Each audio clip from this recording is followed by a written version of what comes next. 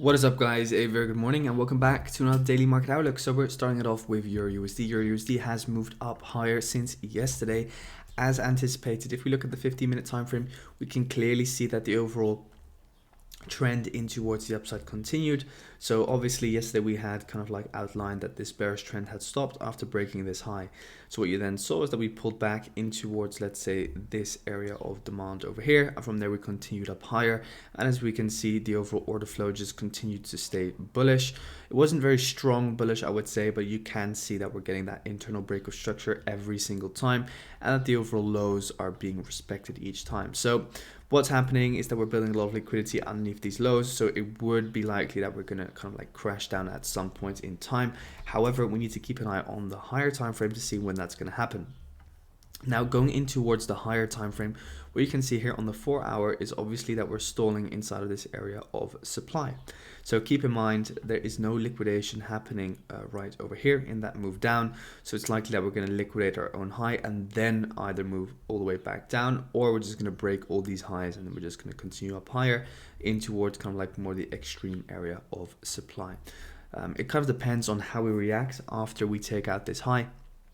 If you straight away see a bearish reaction, obviously look for shorts. But if you see, okay, the bullish momentum is just strong and we just keep on moving higher and we see, let's say, a strong 4-hour close above this doji candle's high, then just look for upside continuation.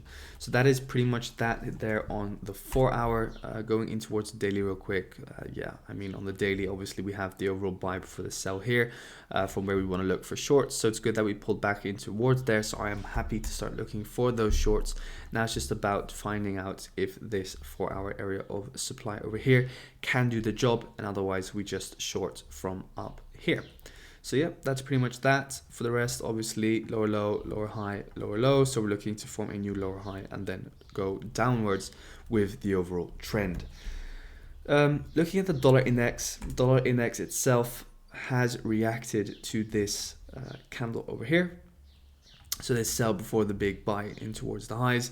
So now what I'm waiting for is to see, because again, we have, if you look very closely, kind of like a fractal change in structure, in the sense that over here, this was the fractal low, this became the fractal high, we now broke that, this is now your demand zone, so we should kind of like continue moving up from here. So as long as this low is respected, let's move up higher, meaning euro dollar short.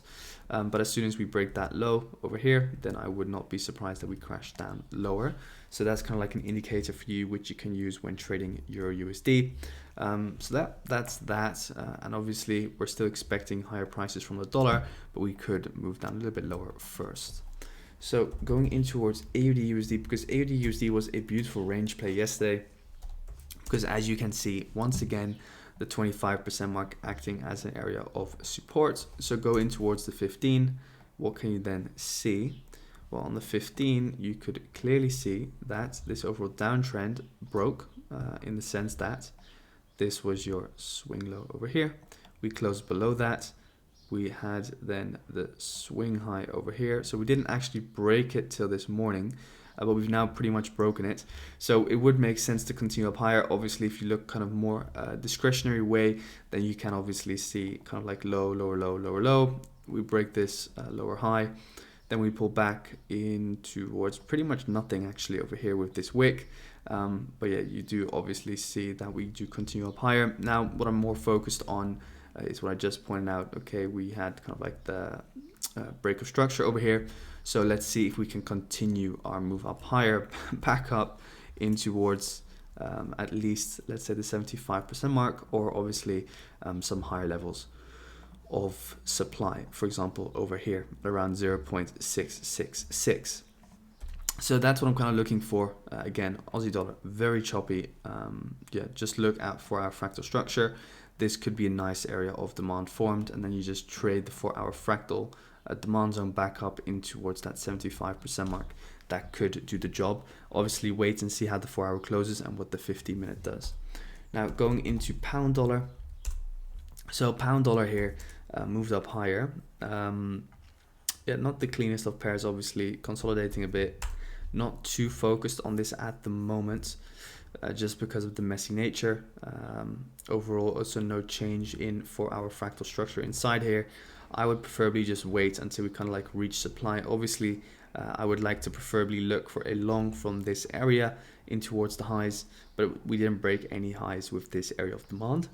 So keep that in mind. But yeah, looking to pretty much just trade in towards this supply or this supply. Yeah, that's pretty much it. Pretty simple outlook for pound dollar. Yeah, could also just move down lower.